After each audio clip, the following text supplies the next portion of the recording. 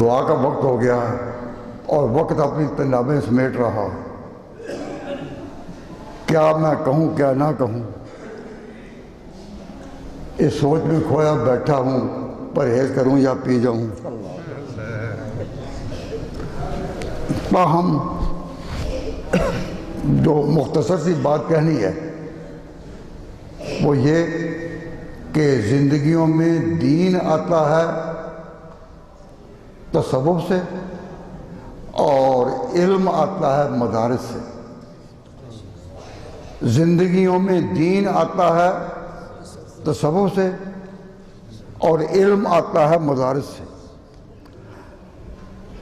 اس کو اگر برابر کی زبان میں کہا جائے تو یہ کہا جا سکتا ہے کہ دین آتا ہے خانقاہوں سے اور علم آتا ہے مدارس سے۔ ہندوستان میں، یونائٹڈ انڈیا میں جہاں کے ہم رہنے والے ہیں، وہاں دین کا تعارف ان خانقاہوں سے ہوا۔ علماء بعد میں آئے جنہوں نے پھر ان کے دین کو پالش کیا، ان کو علم فراہم کیا، ان کو زیادہ روشنی دی۔ تو علماء پالش کرتے ہیں، ذہنوں میں ہر اعتبار سے دل و دماغ میں بٹھاتے ہیں۔ تو پہلے کون آئے؟ پہلے کون آئے؟ پہلے صوفیہ کرام آئے۔ ان صوفیہ کرام نے اپنے سلسلہ سلوک کو اور تصوف کو تو اس طرح پیش کیا، لیکن اس طرح پیش نہیں کیا کہ شریعت سے ٹکرانا ہو یا علماء کے خلاف کوئی بات کرنی ہو، نہ اپنے رنگ میں پیش کیا۔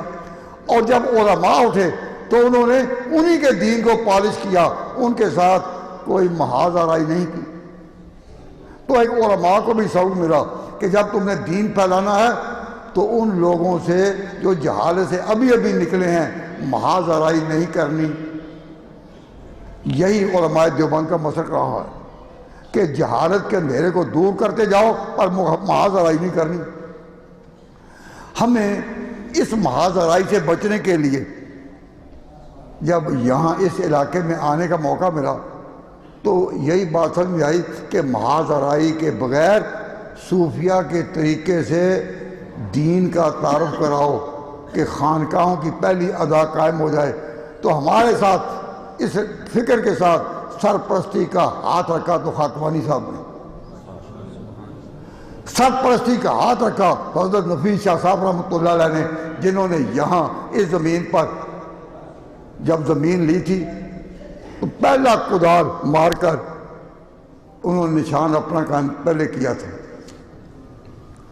تو میں اپنا یہ بات عرض کر رہا ہوں کہ میں نے جو یہ چیز سوچی کہ یہ راہ ہے تو یوں ہی اندھیرے میں نہیں سوچی، اندھیرے میں نہیں۔